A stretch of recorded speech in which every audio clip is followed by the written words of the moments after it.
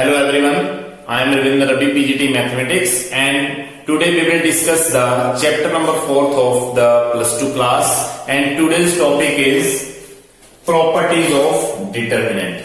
Properties of determinant से आज हम determinant solve करेंगे और उसकी जो property है उसको भी हम discuss करने वाले हैं. So first property is the value of determinant remain unchanged if its row are changed into column and column into rows. इसका मतलब ये है कि अगर रो की मैट्रिक्स की रो और कॉलम को इंटरचेंज कर दिया जाता है, इसका मतलब उसका अगर ट्रांसपोज ले लिया जाता है तो भी डिटरमिनेंट की वैल्यू में कोई चेंज नहीं आता है. For example a is equal to 1 2 3 4 5 6 3 0 2. मान लो ये ए मैट्रिक्स है जिसका मैंने डिटरमिनेंट बनाया है 1 2 3 4 5 6 3 0 2. ये ए डिटरमिनेंट है. ए डिटरमिनेंट को फाइंड करेंगे एक्सपेंड अलोंग R1. मैं R1 के साथ इसको एक्सपेंड करने वाला हूं, तो इट मींस फर्स्ट रो का फर्स्ट एलिमेंट यहां पे A1 one element, first row first column को डिलीट कर देंगे 5 6 0 2 5 6 0 2. नाउ सेकंड एलिमेंट माइनस के साथ आएगा, माइनस के 2 आएंगे और यहां पे फर्स्ट रो सेकंड कॉलम को डिलीट करेंगे 4 3 and 6 2. Now third element plus के साथ आएगा 3 और यहां पे फर्स्ट रो थर्ड कॉलम को डिलीट करेंगे 4 5 3 0 4 5 3 0. तो now we will check 5 into 2 10 minus 0 0 into 6 minus 2 4 into 2 8 minus 3 into 6 18 plus 3 4 into 0 0 3 into 5 15. It means plus के 10 आ जाएंगे. 10 minus 0 means 10 minus 2 into 8 minus 18. 8 minus 18 मतलब minus 10 plus 3 into minus 15. It can be written as 10 minus plus 20 or minus 45. It means 30 minus 45. It can be written as minus 15. इसका मतलब यह है कि इस case में आप लोगों के पास ए डिटरमिनेंट की वैल्यू जो है वो -15 आ रही है. नाउ ए डैश डिटरमिनेंट की वैल्यू फाइंड करेंगे. ए डैश डिटरमिनेंट का मतलब क्या है कि हम इसके रो को कॉलम में चेंज करेंगे. ए का ट्रांसपोज ले लिया मैंने. ए 1 2 3 को मैं लिखूंगा 1 2 3 4 5 6 4 5 6 3 0 2 3 0 2. तो जब मैंने इसका ट्रांसपोज ले लिया है तो भी डिटरमिनेंट की वैल्यू -15 आती है या नहीं आती है. इसका मतलब यह है कि एक्सपेंड अलोंग R1. मैं R1 के साथ इसको एक्सपेंड कर रहा हूं. तो फर्स्ट एलिमेंट मेरे पास आ जाता है 1 को मैंने first row first column delete करना है 5 0 6 2 5 0 6 2. Now second element negative sign के साथ आएगा. फर्स्ट रो सेकंड कॉलम को डिलीट करेंगे, रिजल्ट आएगा 2 3 0 2. ये हमारे पास सेकंड एलिमेंट आ गया. प्लस 3 आएगा, 3 के साथ हम लेंगे फर्स्ट रो थर्ड कॉलम को डिलीट कर देंगे 2 5 3 6 2 5 3 6 2 5 3 6 2 5 3 6. It means 1 5 into 2 10 minus 6 into 0 minus 4 2 into 2 4 minus 3 into 0 और plus 3 2 into 6 2 into 6 मतलब 12 और 3 into 5 means 15. तो यहां से इसको जैसे सोल्व करेंगे आप लोगों के पास आएगा 10 minus 4 4s are 16 plus 3 and 12 minus 15. 12 minus 15 का मतलब है -3. It can be as 10 minus 16 and minus 9. It means 10 minus 25. It can be written as minus 15. तो यहां से भी हमने ये जरूर देखा कि जैसे मैंने ए मैट्रिक्स का ट्रांसपोज करने के बाद जब मैंने ए डैश डिटरमिनेंट किया तो मेरे पास वैल्यू माइनस के 15 आ रही है, और यहां पे अगर ए डिटरमिनेंट फाइंड आउट करते हैं तो भी वैल्यू 15 आ रही है। तो इस प्रॉपर्टी से ये फाइंड आउट हो रहा है, ये ऑब्जर्वेशन आ रही है कि जब हम किसी मैट्रिक्स का ट्रांसपोज भी कर देते हैं, मतलब एक एक्चुअल मैट्रिक्स और एक उसका ट्रांसपोज मैट्रिक्स, दोनों का डिटरमिनेंट का वैल्यू जो आ रहा है वो सेम आ रहा है ना। तो इसके अकॉर्डिंगली अगर ऑब्जर्वेशन देखा जाता है, अगर हम इस प्रॉपर्टी के अकॉर्डिंगली देखते हैं तो ये ऑब्जर्वेशन हमारे पास आता है कि A determinant is equal to A dash determinant. ये हमारा ऑब्जर्वेशन है, ये टर्म जो है वो एक ऑब्जर्वेशन के तौर पे आ गई है कि A determinant is equal to A dash determinant, दोनों की value same. Now the next property is if any two rows और कॉलम, अगर कोई दो रो या कोई दो column of a determinant are interchanged, मतलब डिटरमिनेंट में कोई दो रो या कोई दो कॉलम को हम इंटरचेंज कर देते हैं। जैसे हम फर्स्ट रो को सेकंड में लिख देंगे और सेकंड वाले रो को फर्स्ट में लिख देंगे, या हम फर्स्ट कॉलम को सेकंड में चेंज कर देंगे और सेकंड वाले को फर्स्ट में चेंज कर देंगे। Then the sign of the determinant is changed, then the sign of determinant is the changed. For example, first example ले रहे हैं हम, let a determinant is equal to 1 2 3 0 4 5 0 7 2। ये मैंने कोई डिटरमिनेंट ले लिया और इसको मैं सोल्व करने वाला हूं एक्सपेंड अलोंग R1। R1 के अकॉर्डिंगली मैंने इसको एक्सपेंड कर लिया। तो एक्सपेंड करने का फर्स्ट रो के साथ फर्स्ट एलिमेंट लेंगे और directly first row first column को डिलीट करेंगे, हमारे पास ये एलिमेंट रहेंगे 4 into 7 4 5 0 7। Second element negative sign के साथ फर्स्ट रो सेकेंड कॉलम को डिलीट करेंगे, remaining element 0 2 5 7।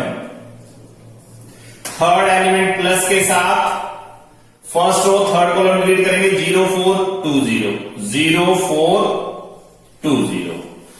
Now 1 4 into 7 28 0 into 5 0 minus 2 0 into 7 0 minus 5 into 2 10 plus 3 0 into 0 minus 2 into 4 8। It means 28 minus 10 0 minus 10 0। इसका मतलब minus 10 multiply minus 2 plus 20 2 into 10 minus minus plus 2 into 10 20 minus 8 into 3 minus 24। Now 28 plus 20 48 minus 24। It can be written as 24। इसका मतलब ए determinant की value जो हमारे पास आ रही है वो आ रही है ए डिटरमिनेंट इज इक्वल टू 24। अब हम क्या करने वाले हैं कि अकॉर्डिंग टू दिस प्रॉपर्टी अगर हम कोई दो कॉलम या कोई दो रो को इंटरचेंज कर देते हैं, तो मैंने ए डिटरमिनेंट में चेंज कर दिया। मैंने चेंज किया कि मैंने फर्स्ट वाली टर्म को फर्स्ट वाली रो को सेकंड रो बना दिया और सेकंड वाली रो को फर्स्ट रो बना दिया। इसका मतलब ये चेंज आ गया 0 4 5 1 2 3 और थर्ड में कोई चेंज नहीं है 2 0 7। इसका मतलब मैंने ऑपरेट कर दिया था यहां पे कि R1 टेंस टू R2 और R2 टेंस टू R1। इसका मतलब R1 और R2 को मैंने इंटरचेंज कर दिया था यहां पर। तो अब डिटरमिनेंट की वैल्यू फाइंड करने पर मुझे एक्सपेंड करना है, मुझे एक्सपेंड अलोंग R1 के साथ एक्सपेंड कर रहा हूं। तो ये फर्स्ट एलिमेंट 0 आ गया, फर्स्ट रो फर्स्ट कॉलम को डिलीट करेंगे 2 3 0 7। ये रिजल्ट आ गया। नेक्स्ट -4 सेकेंड एंट्री नेगेटिव के साथ आएगी, 4 आ गया। फर्स्ट रो सेकेंड कॉलम को डिलीट कर देंगे 1 2 3 7 1 2 3 7। नाउ नेक्स्ट प्लस के साथ आएगा, थर्ड एंट्री प्लस के साथ आ रही है, तो इसका मतलब फर्स्ट और थर्ड कॉलम को डिलीट करेंगे, 1 2 2 0 1 2 2 0, ये रिजल्ट आ चुका हमारे पास। अब हम इसको सोल्व करेंगे, 0 2 into 7 14 minus 0 into 3 0 minus 4 1 into 7 minus 2 into 3 means 6 plus 5 1 into 0 0 minus 2 into 2 4. Now it is equal to 0 into something, it means 0 minus 4 7 minus 6 7 minus 6 means 1 plus 5 into minus 4, it means minus 4 और plus 5 into minus 4 होगा minus 25 into 4, it means minus 20। तो यहां से ए determinant की value जो आपके पास आ रही है वो माइनस के 24 आ रही है, और यहां से ए डिटर्मिनेंट की वैल्यू जो वो 24 आ रही है। तो इसमें क्या चेंज आ रहा है कि जब हम डिटर्मिनेंट कर रहे हैं तब हम अगर दो रो को इंटरचेंज कर देते हैं, दो रो को इंटरचेंज कर देते हैं या हम दो कॉलम को इंटरचेंज कर देते हैं, तो डिटरमिनेंट की वैल्यू में साइन चेंज हो जाता है। अगर ये वैल्यू प्लस 24 आ रही है तो ये माइनस के 24 आएंगे, और अगर फर्स्ट वाली वैल्यू नेगेटिव आ रही है तो सेकंड वाली वैल्यू जो होगी वो पॉजिटिव आएगी। तो इसका मतलब सेकंड प्रॉपर्टी का ऑब्जर्वेशन ये है।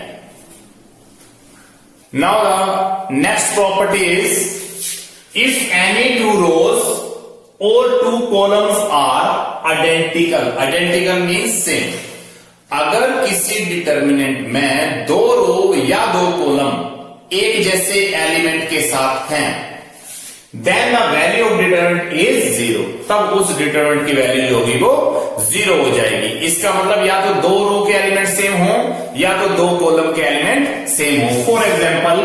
फॉर एग्जाम्पल मैंने ए डिटरमिनेंट लिया और मैंने एलिमेंट लिख दिए 1 2 5 6 7 8 1 2 5।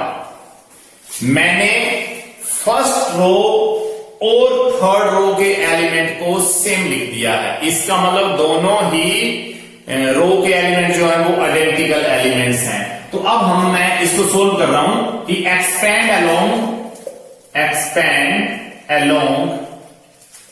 R1, मैं इसको R1 के साथ एक्सपेंड कर रहा हूं। तो अब देखते हैं कि फर्स्ट रो का फर्स्ट एलिमेंट 1, रिमेनिंग एलिमेंट, इसका मतलब फर्स्ट रो और फर्स्ट कॉलम को डिलीट कर देंगे, 7 8 2 5 7 8 2 5।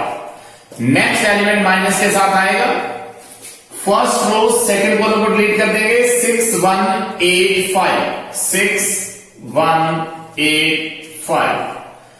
लास्ट एलिमेंट जो प्लस के साथ आ रहा है, और यहां पे फर्स्ट रो थर्ड कॉलम 6 7 1 2।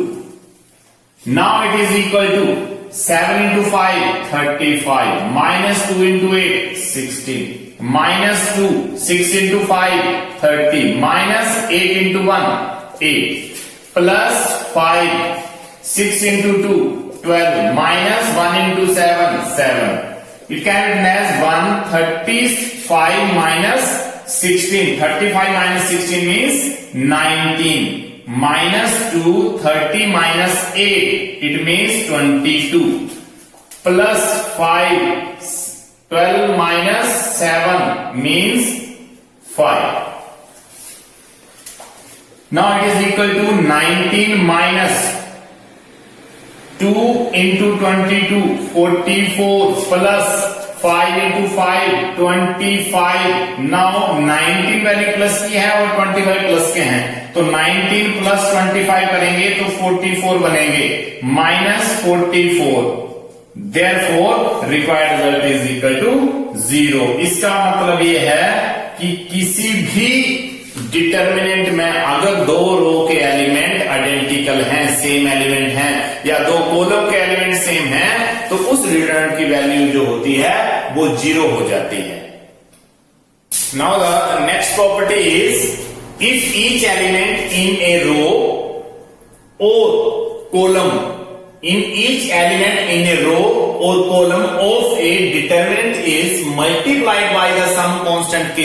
इसका मतलब है किसी डिटर्मिनेंट में किसी रो के एलिमेंट्स को या किसी कॉलम के एलिमेंट्स को अगर हम किसी पर्टिकुलर स्केलर के की वैल्यू कुछ भी हो सकती है 1 2 3 4 up to so negative positive value कोई भी, अगर हम किसी रो के सारे एलिमेंट को किसी स्केलर k से मल्टीप्लाई कर देते हैं या किसी कॉलम के एलिमेंट्स को मल्टीप्लाई कर देते हैं, then the value of the determinant, तो उस डिटरमिनेंट की वैल्यू जो होगी is k time the value of the original determinant. तो उस डिटरमिनेंट का जो ओरिजिनल एक वैल्यू आएगा उसको k के साथ मल्टीप्लाई हो जाएगा, k टाइम हो जाएगा वो मल्टीप्लिकेशन अगर हम किसी पर्टिकुलर रो या कॉलम को मल्टीप्लाई कर देते हैं। तो इसका एक एग्जांपल आप देखिए, for example a determinant is equal to 1 2 0 5 2 3 0 1 4, ये मैंने डिटरमिनेंट ले लिया। अब मैंने डिटरमिनेंट को R1 के अकॉर्डिंग एक्सपेंड कर लिया। इसका मतलब ये हो गया कि फर्स्ट एलिमेंट जो है वो 1 है, 1 के साथ फर्स्ट रो फर्स्ट कॉलम को डिलीट करके 2 3 1 4 2 3 1 4। सेकंड एलिमेंट माइनस के साथ फर्स्ट रो सेकंड कॉलम को डिलीट 5 3 0 4 5 3 0 4। थर्ड एलिमेंट 0 के साथ प्लस के साथ आएगा ये first row third column 5 2 0 1 5 2 0 1। Now it can be as 2 into 4 8 minus 1 into 3 3 minus 2 5 into 4 20 minus 0 into 3 0 plus 0 5 into 1 5 0 into 2 means 0 8 minus 3 मतलब 5 minus 20 into 2 minus 20 into 2 40 और ये 0 से मल्टीप्लाई करने के बाद ये 0 बन जाएगा। इसका मतलब ये वैल्यू आप लोगों के पास माइनस के 35 आ गई है, ये वैल्यू आप लोगों के पास माइनस के 35 आ गई है। अब हमने क्या, अब मैंने इसी डिटरमिनेंट में किसी एक रो को या किसी एक कॉलम को किसी पर्टिकुलर स्केलर से मल्टीप्लाई करना है जो कि स्केलर k है। तो k की वैल्यू हमारे पास नेगेटिव पॉजिटिव कोई भी वैल्यू हो सकती है। इसका मतलब यह है कि जब हम इसको मल्टीप्लाई कर रहे हैं k के साथ, तो मैंने एक डिटरमिनेंट में 1 2 0 सेकेंड रो, ये जो सेकेंड रो है उसको मैंने k की वैल्यू 2 पुट k इज 2, मैंने k की वैल्यू 2 सपोज कर दिया और इस सेकेंड रो से उसको मल्टीप्लाई कर दिया। इसका मतलब मैंने 5 इंटू 2 मतलब 10, 2 इंटू 2 मतलब 4, 3 इंटू 2 मतलब 6। इसका मतलब यह है कि ऑपरेट क्या हो रहा है कि R2 को मैं 2R2 लिख रहा हूं। इसका मतलब यह है कि मैंने R2 को 2 से मल्टीप्लाई कर दिया है, मतलब R की वैल्यू को R2 के जो एलिमेंट है उसको मैंने स्केलर वैल्यू 2 से मल्टीप्लाई कर दिया है और थर्ड रो जो वो 0 1 4 एज इट इज लिख दिया।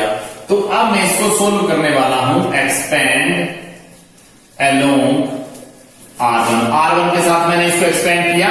तो फर्स्ट रो फर्स्ट कॉलम यहां पे 1, फर्स्ट रो फर्स्ट कॉलम को डिलीट करेंगे 4 6 1 4 4 6 1 4। सेकेंड एलिमेंट माइनस के साथ आएगा 2, first row second column 10 6 0 4 10 6 0 4। Third जो है वो प्लस 0 के साथ आ रहा है, first row third column 10 4 0 1 10 4 0 1। Now 1 4 into 4 16 minus 1 into 6 minus 2 10 into 4 40 0 into 6 0 plus 0 10 into 1 10 और माइनस 0। इसका मतलब यह है कि मैंने इसको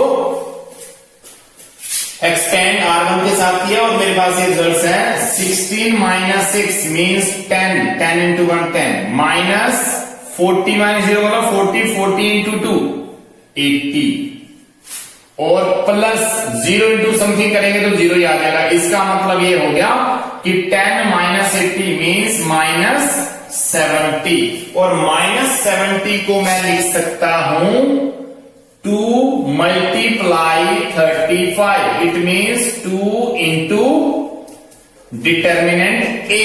इसका मतलब यह है 2 इंटू डिटर्मिनेंट ए। इसका मतलब ये जो नया डिटर्मिनेंट मैंने ले रखा है वो 2 टाइम दो of the actual determinant. Actual determinant मेरे पास माइनस के 35 आया था, लेकिन ये k टाइम हो गया। k टाइम का मतलब है कि k की वैल्यू मैंने 2 ले रखी थी, तो ये 2 टाइम आ गई वैल्यू। आप लोगों के पास ये 70 वैल्यू आ गई, इसमें 2 टाइम एक्चुअल डिटर्मिनेंट है ये। इसका मतलब 2 time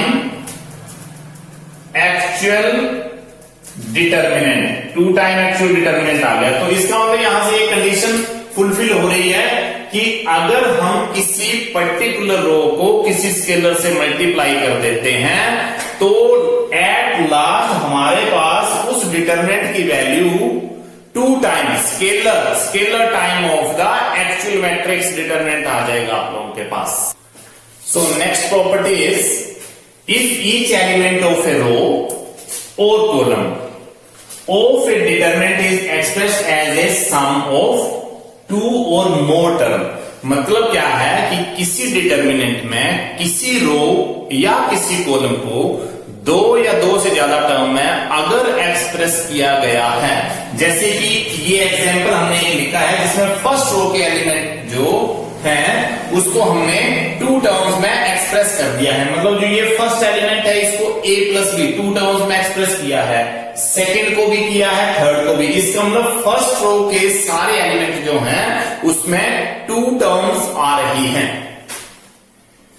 Then the determinant can be expressed as sum of the 2 or more determinants।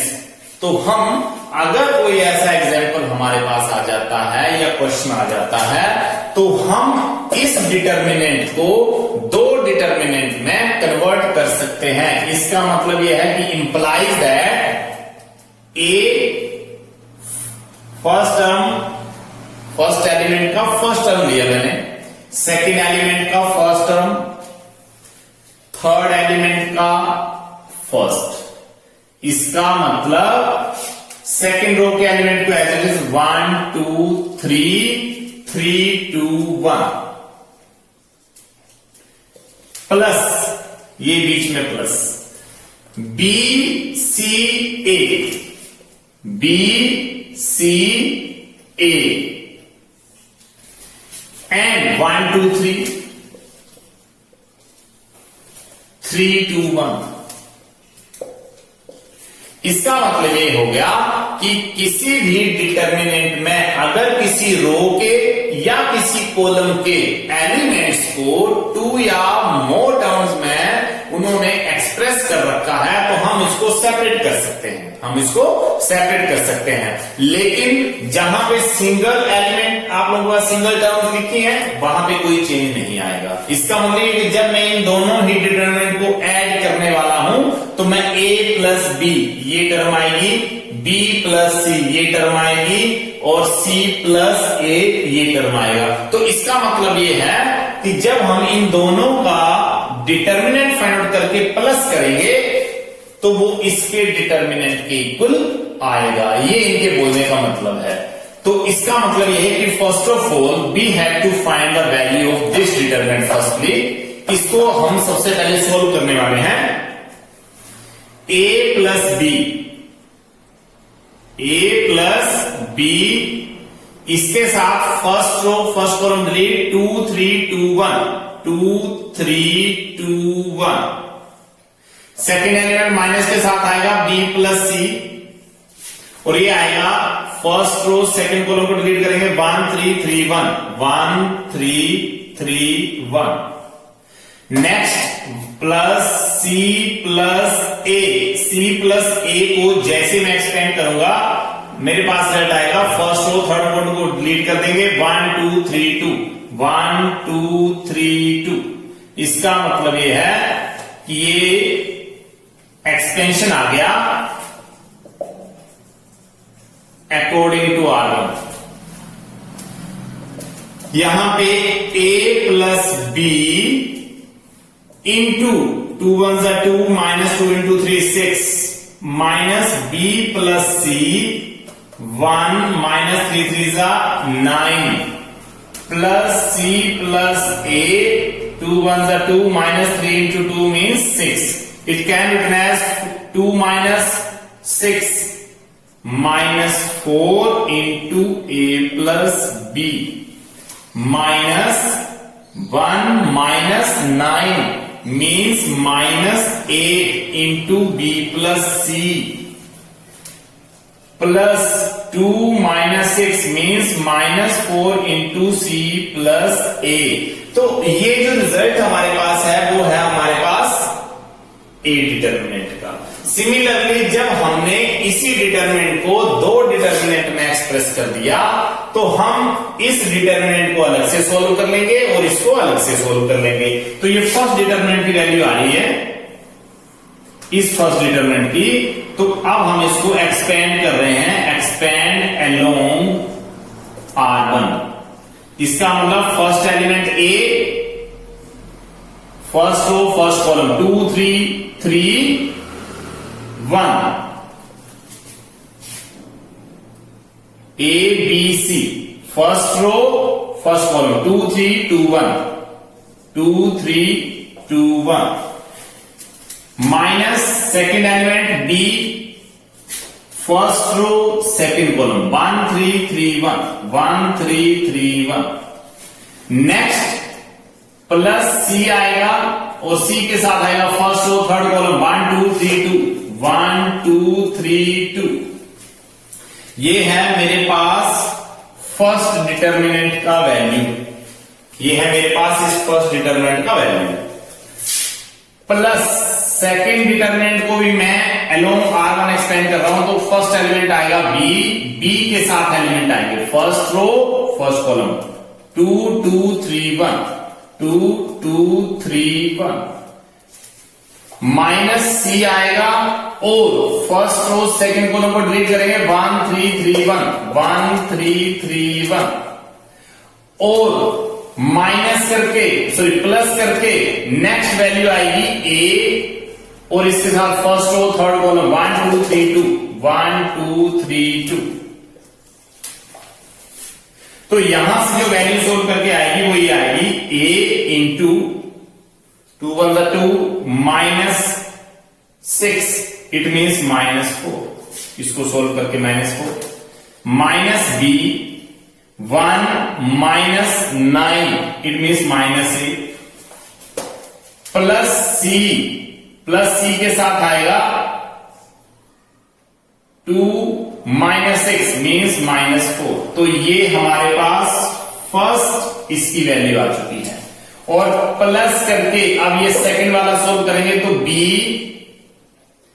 2 minus 6 means minus 4 minus c के साथ आएगा 1 माइनस 9 मीन्स माइनस 8 और प्लस इस a के साथ आएगा 2 minus 6 means minus 4.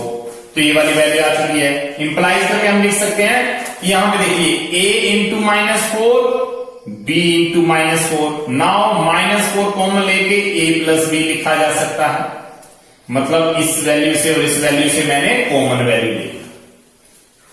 Now minus b minus सी दोनों के साथ माइनस 8 आ रहा है. इसका मतलब ये भी माइनस माइनस कॉमन लेके माइनस 8 ये और माइनस 8 ये और b माइनस सी का बन जाएगा b प्लस सी.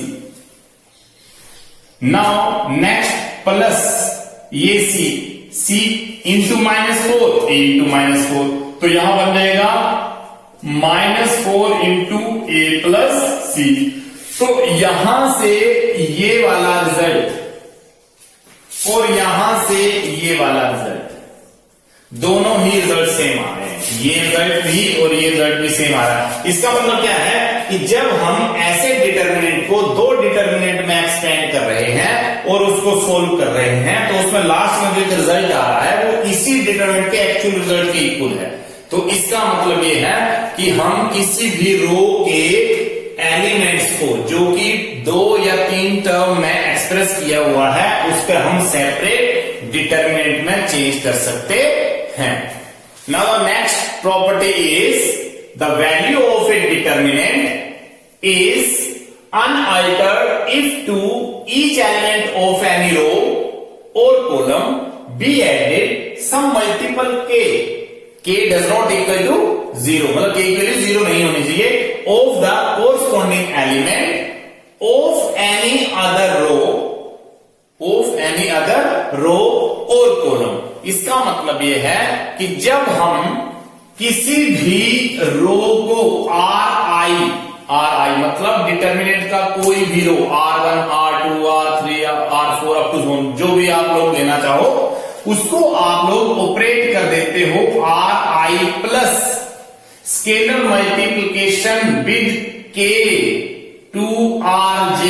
इसका मतलब यह है कि किसी भी रो को जब आप लोगों ने मॉडिफिकेशन में RI प्लस KRJ लिख दिया, that is R1 tends to R1 plus 3R2।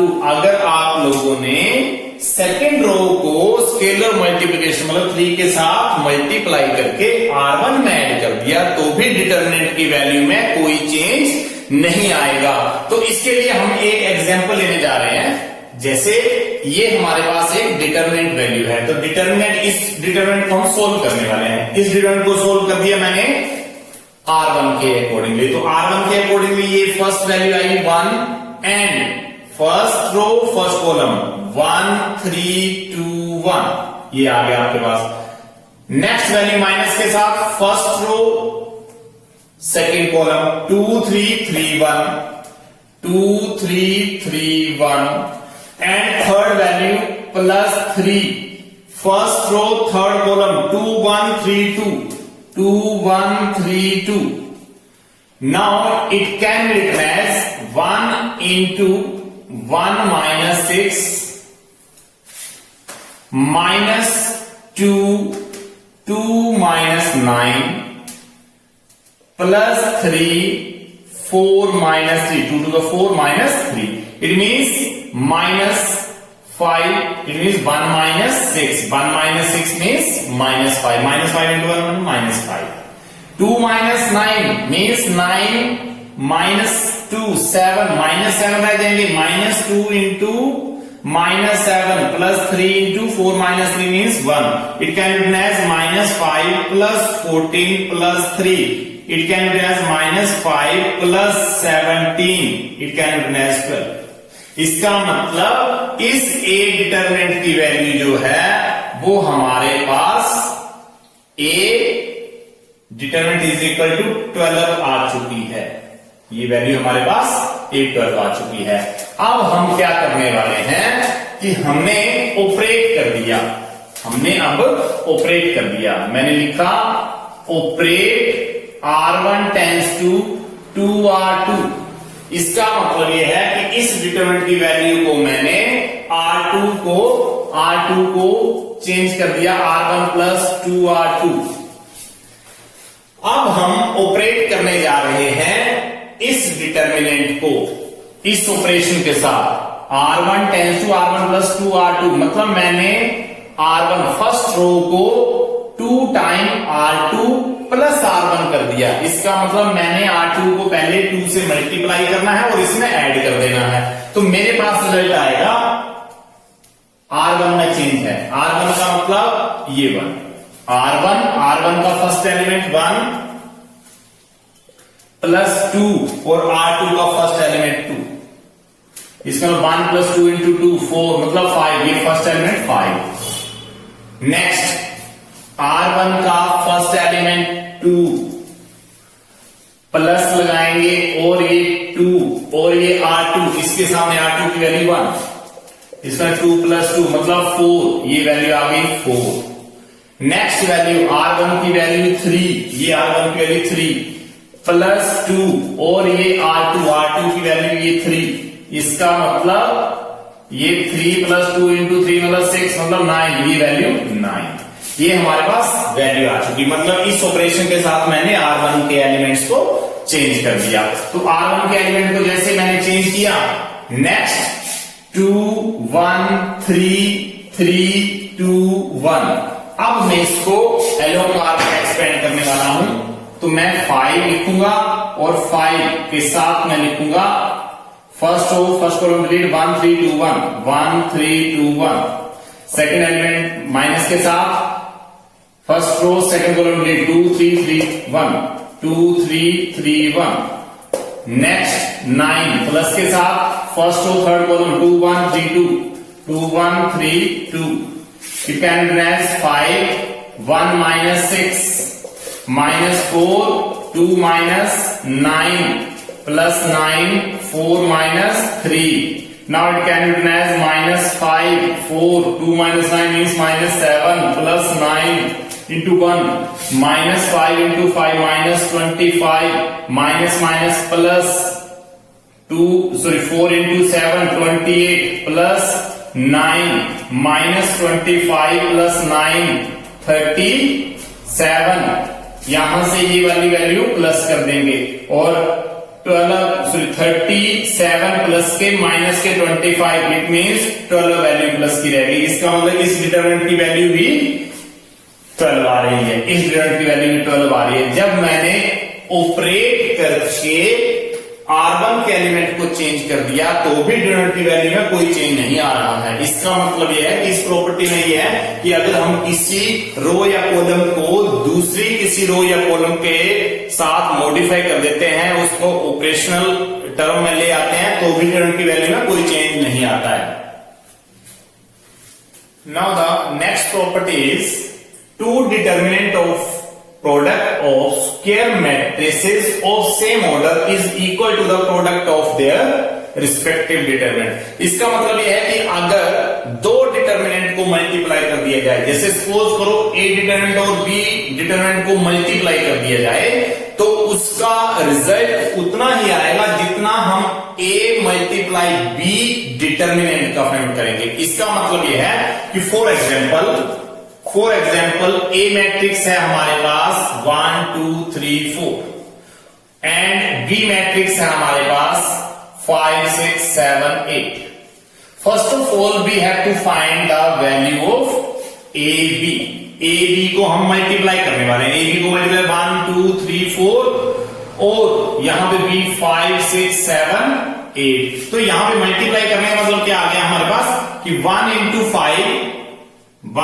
5 5 plus 2 into 7 14, first row first column मतलब ऐसे और ऐसे। First row second column 1 into 6 6 2 into 8 16। Now second row first column 3 into 5 plus 4 into 7। Second row second column 3 into 6 18 4 into 8 32। इसका मतलब ये है कि हमारे पास जो वैल्यू आ गई है वो ये है 19, ये है 43 और ये है 22 और ये है 50। इसका मतलब AB मल्टीप्लिकेशन हमारे पास ये वाली वैल्यू आ चुकी है। इसका मतलब ये है कि AB मल्टीप्लाई जो है हमारे पास ये आ चुका है। अब मैं अगर AB का डिटरमिनेंट करता हूं तो 19 43 22 और 50। तो आप लोगों को पता है कि जब हम 2 क्रॉस 2 का डिटरमिनेंट फाइंड आउट करते हैं तो हम फर्स्ट एलिमेंट को इसके साथ और सेकंड को इसके साथ मल्टीप्लाई। इसका मतलब फर्स्ट रो फर्स्ट कॉलम को डिलीट करेंगे 50 बच जाएगा और माइनस सेकेंड एलिमेंट माइनस के साथ फर्स्ट रो सेकेंड कॉलम 43 बच जाएगा। तो इसका मतलब ये हो गया कि जब हम 19 into 50 करेंगे 950 आ जाएगा और माइनस 43 मतलब 86 6 4 और 9 4 6 की वैल्यू ये आ गई आप लोगों के पास। तो यहां से हमारे पास 4 वैल्यू बचती है इसकी। A डिटरमिनेंट AB डिटरमिनेंट की वैल्यू जो हमारे पास जो आ रही है वो कितनी आ रही है 4 वैल्यू आ रही है। नाउ ए डिटर्मिनेंट की वैल्यू का मतलब क्या है 1 2 3 4 और इसको अगर हम सोल्व करते हैं तो 1 इंटू 4 माइनस 2 इंटू 3 इसमें 4 माइनस 6 माइनस की 2 वैल्यू आ रही है यहां पर। इसका मतलब यह है कि बी डिटरमिनेंट सोल्व करेंगे तो बी मैट्रिक्स ये था, डिटरमिनेंट बनाने के बाद हमारे पास 5 6 7 8 5 इंटू 8 40 और ये 42 तो यहां से भी माइनस के 2 आ रहे हैं। नाउ राइट हैंड साइड, ये तो हमने लेफ्ट हैंड साइड किया, ये हमारे पास लेफ्ट हैंड साइड है। लेफ्ट हैंड साइड की वैल्यू जो हमारे पास वो ये आ रही है 4 और राइट हैंड साइड की जो वैल्यू आप लोगों के पास है वो a इंटू बी डिटरमिनेंट। इसका मतलब ये है कि माइनस के 2 इंटू माइनस 2 इट मीन 4। तो इसका मतलब राइट हैंड साइड जो है हमारे पास 4 वैल्यू, लेफ्ट हैंड भी 4 वैल्यू। तो इसका मतलब ऑब्जर्वेशन इक्वल के ये आ रही है हमारे पास कि AB का मल्टीप्लाई करने के बाद जो एक डिटरमिनेंट की वैल्यू आ रही है वो इक्वल होगी A determinant and B determinant. मतलब सेपरेटेड डिटरमिनेंट को अगर आप लोग मल्टीप्लाई करते हो तो उसके प्रोडक्ट का जो डिटरमिनेंट आएगा वो उसी की इक्वल आएगा। तो these are properties of the determinant. और नेक्स्ट हम सोल्व करेंगे, नेक्स्ट वीडियो में हम सोल्व करेंगे इसके कुछ पर्टिकुलर क्वेश्चन कि how to solve the determinant by using the property of determinant. Thank you.